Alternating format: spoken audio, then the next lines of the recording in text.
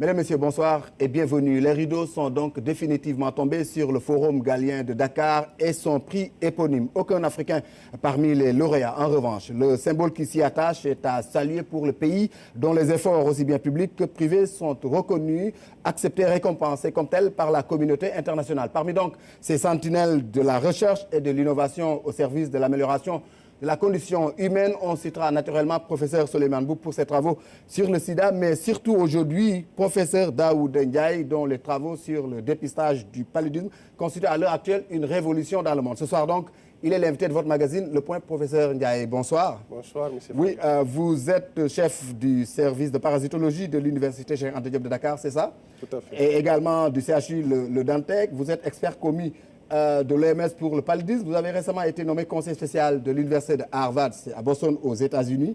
Vos travaux ont considérablement révolutionné la lutte contre le paludisme. Vous avez à ce titre donc pris part au Forum Galien. Vous avez co-animé un panel sur le management des maladies infectieuses. Quand on cite le professeur Mboup et qu'aujourd'hui qu'on vous cite, c'est un sentiment de fierté pour vous. Il a été votre professeur. Dans le cadre de la recherche, est-ce qu'on peut dire que l'élève a su les traces du maître? Tout à fait, merci beaucoup. En réalité, cela témoigne juste de l'excellence de l'école de Dakar, l'école publique et de l'université de Dakar, parce qu'effectivement, il fait partie de nos maîtres qui ont tout fait pour qu'on soit à ce niveau. Donc, à travers lui, je remercie et je rends hommage à tous les maîtres, tous mes maîtres, depuis l'école primaire de Pékin jusqu'à l'université Cheikh Anta Diop de Dakar, que ce soit à l'échelle nationale comme internationale. Donc oui, c'est une fierté aujourd'hui. D'autant que vous êtes, vous l'avez dit, off the record, vous êtes banlieusard, vous êtes né en Pékin et aujourd'hui vous êtes au firmament de la recherche mondiale en matière de médecine. C'est davantage un sentiment de satisfaction. Tout à fait, parce que comme vous le savez, l'Afrique n'était assimilée en tout cas à la guerre, à la promiscuité, aux maux de ce monde. Et à l'échelle africaine, que ce soit au Sénégal, les banlieusards, en tout cas la banlieue d'où nous sommes originaires, les banlieues ont été quand même mal peints par rapport à l'écosystème.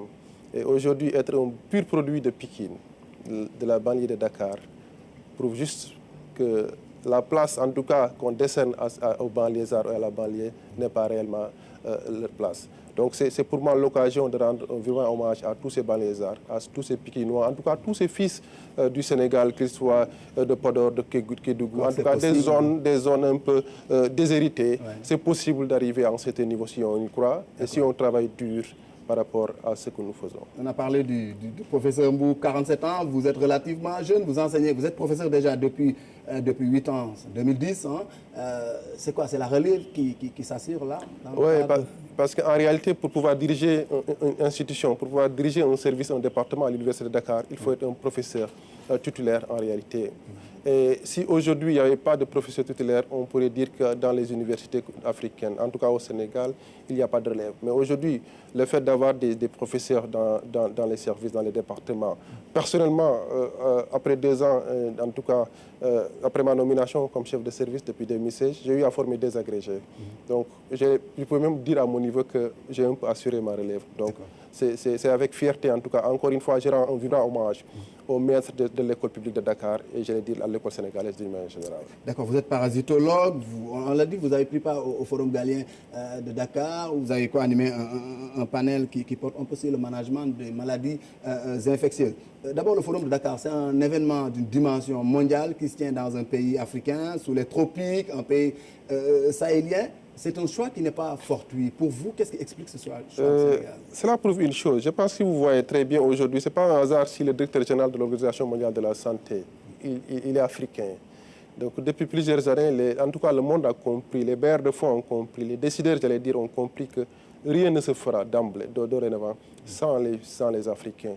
Rien ne se fera sans l'Afrique, rien ne se fera sans les pays endémiques. Parce que pendant longtemps, les décisions prises à travers le monde émanaient des pays occidentaux, des pays américains, d'une manière générale, des internationaux.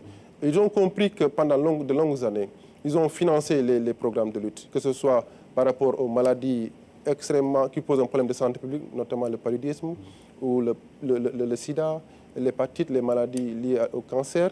Ils ont vu que c'est vrai qu'il y a un recul, mais ils ont du mal à éliminer ces pathologies. C'est maintenant qu'ils ont compris que pour pouvoir aller très vite et très fort par rapport au contrôle de ces maladies, il faut mieux impliquer l'Afrique, il faut impliquer les dignes fils de l'Afrique. Et c'est pourquoi, pour une fois, ce forum est fait, en tout cas réalisé en Afrique, au Sénégal. Et c'est donc l'occasion de s'en féliciter et de rendre un vibrant hommage aux organisateurs de ce forum qui ont accepté de venir en Afrique, particulièrement au Sénégal. Parce que là également, le choix du Sénégal... C'est aussi des efforts qui sont consentis par le pays dans... Tout à fait. Je le disais tantôt, tout à l'heure. Aujourd'hui, le Sénégal fait la fierté de l'Afrique en matière de santé, en matière d'éducation et de formation d'une manière générale. Si vous allez aujourd'hui à l'OMS, la plupart des conseils techniques, en tout cas des stratèges, sont originaires du Sénégal. La plupart des travaux scientifiques de haute facture aujourd'hui, qui sont publiés dans les revues telles que Nature, Science et autres, les décisions, en tout cas les directives qui sont développées, écrites par le monde entier, la plupart de ces experts proviennent du Sénégal. Donc c'est fort de tout cela et des progrès réalisés à travers le système sénégalais en matière de santé, en matière d'enseignement, qu'ils ont compris que s'ils l'organisent au Sénégal, ils auront quand même fait une grande chose en matière de... L'effet escompté, on l'a dit, vous avez parlé de management, de nouveau management. Il faut une réorientation dans les stratégies et les politiques. Les maladies sont au sud, on l'a dit. L'argent, les décideurs, la science sont au nord. Oui, parce que malheureusement, pendant de longues années, comme je le disais tantôt, l'argent venait et les décisions venaient. Certes, les Sénégalais et les Africains que nous sommes étaient impliqués, mais en moindre mesure. On ne faisait que digérer en généralement un repas qui était servi. Aujourd'hui, ils ont compris... Vous participez, vous, dans la confection de ce repas-là? J'allais dire que c'est nous qui créons le cocktail. C'est nous qui réfléchissons. Parce qu'on ne peut pas combattre une maladie qu'on ne connaît pas. Et pour connaître une maladie, il faut la vivre. Il faut la côtoyer. On ne peut pas décider du paludisme aujourd'hui sans impliquer les fils de l'Afrique. Personnellement, aujourd'hui, pourquoi je me suis lancé dans la lutte contre le palud? J'ai eu à faire le palud grave et souffrir d'un coma comme tous les chefs. Donc personne ne m'expliquera, moi, comment se manifeste le palud, quelles sont les conséquences, quelles sont les causes. Vous l'avez vécu de l'intérieur. De l'intérieur. Et je connais les conditions de développement, que ce soit sur le plan vectoriel, que sur le plan parasitaire et même environnemental, l'implication des communautés dans la lutte. Donc aujourd'hui, je ne pense pas qu'il y ait une personne mieux indiquée que nous, en tout cas, par rapport à la lutte contre le palud, à la lutte contre les maladies infectieuses d'une manière générale, et même les maladies liées au cancer ou les maladies métaboliques telles que le diabète. Parce qu'on comprend aujourd'hui aisément. Pourquoi j'allais dire que si vous voyez les rapports à travers le monde par rapport à la prévalence de ces maladies, les 95%, en tout cas, des morbidités et mortalités reviennent en Afrique. Le dernier rapport de l'OMS sur le palud, sur les plus de 200 millions de cas, les 200 millions proviennent de l'Afrique au sud du Sahara, 93%. La mortalité en est 453 000 cas en 2017. Les 400 000, donc 92% proviennent en Afrique au sud du Sahara. Ça veut dire que nous vivons la maladie. Et maintenant, c'est nous qui proposons des directives. C'est nous qui proposons, en tout cas à l'international, ce que nous voulons. Parce que nous avons les experts, nous avons été dans les mêmes écoles, nous avons eu la chance d'avoir été formés à l'école de Dakar et eu à bénéficier des formations. Personnellement, après mon doctorat, j'ai fait la France, j'ai fait l'université de Harvard où j'ai eu mon doctorat en sciences après 6 années d'études. Donc nous avons l'expertise.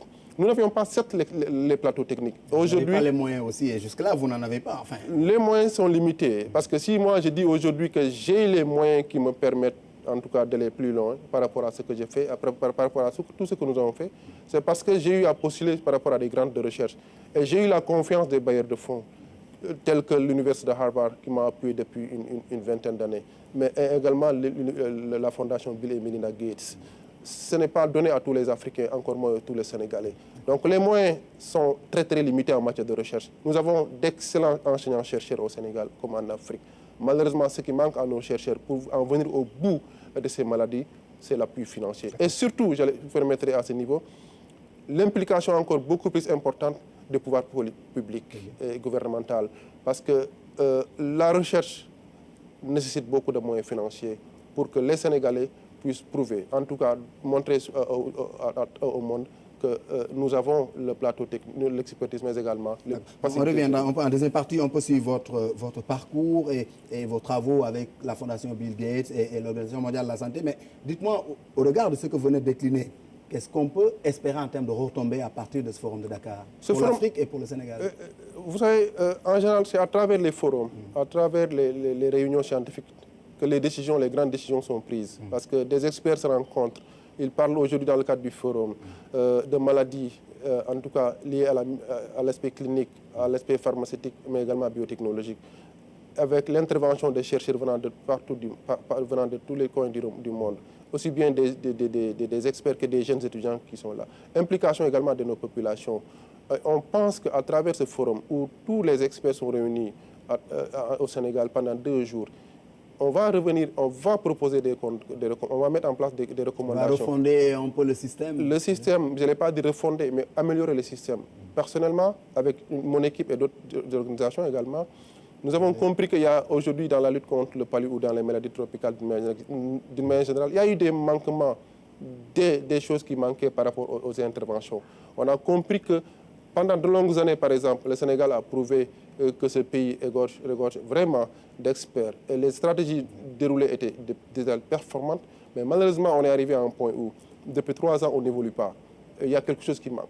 Et c'est l'occasion, durant ce forum, de partager l'expérience du Sénégal par rapport à nous, ce que nous avons amené, ce que nous avons apporté par rapport aux interventions, pour que la Guinée, pour que le Madagascar puisse, à travers ce forum, venir s'informer, apprendre du Sénégal, qu'est-ce que le Sénégal a fait pour arriver ici, et que le Sénégal puisse également apprendre de notre pays comment eux, ils ont fait pour éliminer le paludisme. Donc il y a forcément rupture dans la prise en charge, dans les méthodes d'intervention. Il y aura des améliorations, parce que comme vous le voyez, par exemple, au Sénégal, pendant de longues années, la prise en charge repose sur l'utilisation des tests de diagnostic rapide, de la microscopie, avant l'aspect thérapeutique. Tant qu'il s'agit d'un pays en contrôle, prévenir, il faut prévenir avant de guérir par rapport à ça. Mais juste par rapport à cet aspect, par exemple, le Sénégal est arrivé à un niveau de préélimination à l'échelle nationale. Les outils que nous avions ne sont plus les outils indiqués en zone d'élimination. Donc il faut les réfléchir sur de nouveaux outils. Parce qu'aujourd'hui, ce que nous utilisons en 2000 ou en 2007 ne doit pas être les stratégies utilisées en 2018, parce que nous sommes en avance par rapport au contrôle, par rapport à une démarche vers l'élimination du paludisme. Donc de nouvelles stratégies seront mises en place par rapport à ça. On parle d'élimination, qu'on est en phase d'éliminer, la tendance est à la baisse, mais à un moment donné, c'est comme si on reprenait on revient à la case départ. Je suis d'accord. C'est une sorte de cercle vicieux là. Oui, parce qu'en réalité, je l'ai dit tantôt, parce que les décisions, tant que les décisions proviennent de l'étranger, il faut que ce soit les Africains qui... Il faut que ce soit les Africains qui prennent les décisions. D'accord. Et aujourd'hui, ils l'ont accepté, ils l'ont compris. Et ce forum est un cadre qui permet de régler ce genre de régler cela. Il avait pour thème l'innovation et l'éthique. L'éthique dans le cadre de l'innovation. Selon vous, qu'est-ce qu'il faut asseoir une éthique pour tout le monde, une éthique universelle? Ou bien est-ce qu'il faut des éthiques en fonction des cultures, des pays, des groupes ethniques, en fonction des spécialités? La prise en charge du paludisme, les stratégies en matière de prise en charge ou de prévention ou d'élimination sont universelles, les initiatives. L'éthique est extrêmement importante dans ce que nous faisons. Pour d'abord les chercheurs que nous sommes, pour voir quels sont les... Privilégier d'abord l'intérêt du pays, l'intérêt de la science avant l'intérêt personnel. Parce que les enjeux financiers parfois sont énormes en termes de retombées financières ou bien scientifiques. Donc c'est aussi valable pour les scientifiques que pour les décideurs. Parce que parfois, en réalité, ce qui se passe, c'est qu'il y a des firmes, ou en tout cas il y a des organisations qui ont des produits qu'ils veulent faire écouler.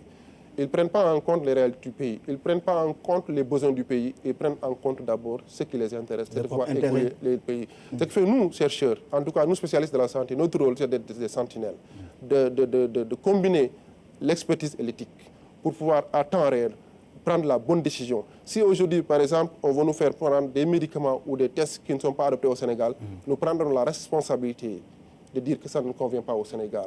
Donc l'éthique est partout et doit être quand même prise en compte par rapport aux décisions qui doivent être prises à tous les niveaux. Oui, mais on sait que sur le continent, on retrouve quand même des médicaments dont on dit qu'ils n'ont aucun effet pour la santé des populations, alors que depuis des décennies, on utilise ces médicaments-là. Il y a derrière les lobbies pharmaceutiques, l'industrie qui c'est quand même un lourd pour vous en tant que chercheur. Oui, c'est lourd, ce n'est pas lourd. C'est lourd pour des pays qui n'ont pas d'experts confirmés par rapport à la recherche, par rapport à la science. Mais au Sénégal, quand même, on peut se réjouir pour dire que ce genre de comportement, en tout cas ce genre de business ne se passera pas. Parce que nous savons que pour pouvoir éliminer une maladie, pour pouvoir éradiquer, il faut faire en sorte que les choses qui doivent être réalisées soient réalisées. Donc nous sommes convaincus qu'au Sénégal, en tout cas, les médicaments qui doivent entrer seront vérifiés. Les stratégies qui vont être déroulées feront l'objet d'un consensus les experts, par les décideurs et même par la population. Il y a une chaîne de validation. Il y a une chaîne de validation à tous les niveaux qui fait que nous, en tout cas au Sénégal, toutes les stratégies qui seront déroulées, mises en œuvre, tous les médicaments qui seront donnés à la population, donnés à la population seront des médicaments, en tout cas, ou des stratégies conventionnelles, acceptées de tous et validées au plan international. Que demain qu'on ne vienne pas nous dire qu'en réalité, vous avez déroulé, vous avez mis en œuvre, mais il y a eu des manquements parce que telle ou telle chose n'a pas bien fonctionné. Donc, il faut tout reprendre. Donc, nous sommes là comme pour jouer également le rôle de Vous êtes des sentinelles. L'Afrique a toujours fait face à deux urgences majeures, à savoir les maladies chroniques et les maladies infectieuses. Et on parlait à l'époque, enfin jusque-là, de double fardeau. Maintenant, il y a les maladies émergentes, les nouvelles maladies telles que Ebola et tant d'autres. Oui, parce que malheureusement, vous voyez, on veut faire des progrès, et que ce soit des progrès sur le plan environnemental, que sur le plan vraiment de l'habitat. Et malheureusement, on est en train de voir aujourd'hui une modification extrêmement, je l'ai dit, grave de l'écosystème, de l'environnement. Il y a eu l'émergence de bidonvilles, il y a eu l'utilisation, en tout cas, de l'espace réservé aux animaux, aujourd'hui utilisé par les hommes, sans pour autant, après, faire des études, en tout cas démographiques, en tout cas environnementales, pour pouvoir voir les avantages d'une telle réforme de l'environnement, mais surtout voir est-ce que réellement ce changement sur le plan environnemental, vous voyez aujourd'hui la pollution de l'air, l'agression de cette couche d'ozone, l'agression liée à la pollution environnementale, le problème de la proximité des déchets, tout cela aujourd'hui effectivement la place en tout cas réservée aux animaux aujourd'hui est prise par les populations sans en créer d'autres places pour les animaux. Et ça c'est un problème de politique publique par les États. Oui, il y a une responsabilité par les États, des États d'une manière générale, parce qu'en réalité peut-être que les États ne comprennent pas qu'on ne doit pas faire des cités ou bien faire de nouveaux systèmes, en tout cas par rapport à l'environnement, sans prendre en question la gestion de l'environnement. Et c'est ça aujourd'hui qui pousse ces animaux à quitter leur coin, en tout cas là où ils résidaient, pour venir vers les villes. Vous voyez, en tout cas aujourd'hui, ces animaux qui tournent partout dans nos villes. Et c'est des urgences qui nécessitent beaucoup d'argent, il y a aussi l'accès à ces financements. Il n'est jamais trop tard pour bien faire. Je pense qu'il y a eu des manquements au départ, mais on peut les rattraper. Parce que retrouver des espaces pour les animaux, reprendre en tout cas le reboisement aujourd'hui, créer de nouvelles villes, où la gestion environnementale a été prise en compte, va être extrêmement importante. Et regardez aujourd'hui, on voit l'Ebola, on parle de Lassa, de Zika, de dengue. On ne comprend plus ce monde par rapport à ces fléaux-là. Parce que uniquement l'environnement, qui est un élément un déterminant extrêmement important par rapport à la problématique sanitaire, n'est pas réellement pris en compte dans les décisions prises. Tant qu'on n'aura pas associé, en tout cas de façon très claire, cette gestion rigoureuse de l'environnement, la protection de l'environnement, la restauration de l'environnement, nous serons très loin du développement. Parce que moi, quand on parle de développement, on parle non pas seulement de la santé, mais de l'éducation. On parle de développement sur le plan social. Et c'est tout un ensemble qui permettra demain. Parce qu'en réalité, si on veut éliminer ces maladies, on va aller vers le développement. Parce que la réalité est qu'aujourd'hui, pourquoi l'Afrique a du mal à décoller? Parce que uniquement l'Afrique est gangrénée de ces maladies qui ont pour nom paludisme, sida, maladie émergente. Le chef de l'État l'a dit, la santé conditionne le développement. Et c'est ça. Donc, et aujourd'hui, il y a tellement de fonds alloués à ces maladies, à ces programmes, la cancérologie, etc., que si demain, que ce soit au niveau étatique, que ce soit des décideurs, ces maladies puissent être éliminées, cet argent pourra servir au développement. Comment? En utilisant l'éducation comme moyen, comme moteur de développement, en finançant d'autres programmes de formation et d'éducation pour en arriver au bout de la situation et faire émerger l'Afrique. Et on est ici dans le secteur de la recherche de pointe. L'Afrique est absente? Non, l'Afrique n'est pas absente. Il y a un problème de visibilité. Il n'y a pas de prix Nobel? Oui, c'est là où j'ai dit un problème de visibilité. Et pourquoi? Nous n'avons pas de prix Nobel parce qu'il faut comprendre parfois l'esprit de ce prix et que nous partageons en réalité. Parce que c'est pour encourager ces firmes pharmaceutiques, c'est pour encourager ces organisations qui se battent pour que l'Afrique sorte de sa situation sanitaire. Donc si ces gens, aujourd'hui, je vous dis une chose, la plupart des financements en matière de santé, en matière de recherche, que je connais très bien, proviennent de ces bailleurs-là. C'est une manière de les encourager. Mais c'est une manière également de dire à nos États, demain, l'Afrique, le Sénégal doit être en tout cas le pays ou le continent qui recevra ce prix parce que uniquement une institution de recherche, une institution, en tout cas une firme pharmaceutique ou industrielle, il y a de bonnes choses qui investit dans la recherche, dans la formation. L'innovation, la recherche, tout ça, ça nécessite deux choses. c'est le savoir et l'avoir. Je veux parler de l'argent. Vous avez peut-être le savoir, mais vous n'avez pas l'avoir. Non, je suis parfaitement d'accord. Parce que je ne peux pas prendre ce qui est valable pour moi et le mettre à l'échelle nationale. L'argent est un moteur extrêmement important comme pôle de développement, pôle de croissance. Et aujourd'hui, les chercheurs africains, d'une manière générale, ne sont pas bien financés. C'était la fenêtre sur un peu le forum de Dakar. Revenons à vous. Vous avez mis au point un test révolutionnaire dans le cadre du dépistage du paludisme. Parlez-nous un peu de cette trouvaille et de ces travaux. C'est un travail de longue haleine, d'une vingtaine d'années, parce que comme je l'ai dit, je me suis engagé personnellement à l'âge de 13 ans, 14 ans, pour participer à en tout cas dans le groupe de ceux qui vont éliminer le paludisme. Parce que j'ai compris cette maladie et son impact négatif par rapport à la population, par rapport à nos villes, à nos pays d'une manière générale. Donc, dans ce cadre-là que j'ai travaillé personnellement pour comprendre cette maladie. Et ce qui m'a amené un peu, après ma formation, à me spécialiser à la génomique. Parce que tant qu'on ne connaît pas l'aspect génomique du parasite, on ne comprend pas la maladie. Et pendant toutes ces années, j'ai travaillé à voir les problèmes liés au diagnostic. Parce que malheureusement, tous les outils que nous avions, personnellement, j'ai eu à faire le rapport, le palugraphe, parce que le diagnostic n'était pas fiable. Et je n'aurais pas aimé qu'un jour, en tout cas mon fils, en tout cas mon enfant ou une tierce personne du pays puisse subir la même chose. Donc, il fallait trouver des stratégies nouvelles par rapport au diagnostic. Et c'est ce qui m'a valu un travail extrêmement important en collaboration avec les autres pour aujourd'hui développer un outil qui permet quand même de tester. Cet outil-là est en place. Quelle est sa portée? Sa portée, comme je l'ai dit, on ne peut pas éliminer le paludisme tant qu'il y aura un seul cas qui circule dans un pays, où il y a 2 cas qui circulent. Et les tests que nous avions aujourd'hui n'étaient pas des tests qui pouvaient détecter tous les cas en réalité. Et aujourd'hui, l'impact, il est réel? Il est réel parce que non seulement on l'a démontré sur le plan épidémiologique, mais à l'échelle internationale, aujourd'hui, si vous allez dans les pays qui ont beaucoup de moyens, ce test qui est en train d'être utilisé et qui aide beaucoup par rapport à la prise en charge, même à la lutte contre le paludisme. À la faveur de ça, l'OMS, l'Organisation mondiale de la santé, vous commet, la fondation Bill Gates vous finance et vous me disiez tout à l'heure que vous êtes un des rares, en tout cas chercheurs, qui a été financé sans appel d'offres. Ça confirme la reconnaissance aujourd'hui qu'a... Tout à fait, parce que parfois, ils veulent aller très vite. Ces appels d'offres, en tout cas, ces appels à submission... Mais qu'est-ce que tout cela vous fait d'être reconnu comme ça et de bénéficier du financement à l'échelle mondiale? Une fierté d'être africain et d'être sénégalais. Parce qu'en réalité, pour moi, c'est l'école de Dakar, c'est le Sénégal, c'est la banlieue qui est primée. Donc, je suis fier aujourd'hui de dire que je suis sénégalais. Je suis fier de dire que je suis pikinois et je suis fier de dire que je proviens de l'école sénégalaise. Vous travaillez pour l'Organisation mondiale de la santé. Vous êtes l'auteur de beaucoup de validations dans le cadre de recherche pour donner un quitus sur des brevets. C'est quelque chose de très important. Est-ce que derrière, vous ne faites pas l'objet de pression? Oui, c'est très lourd en responsabilité. Parce que, vous voyez... Qu'est-ce que vous faites en réalité là-bas?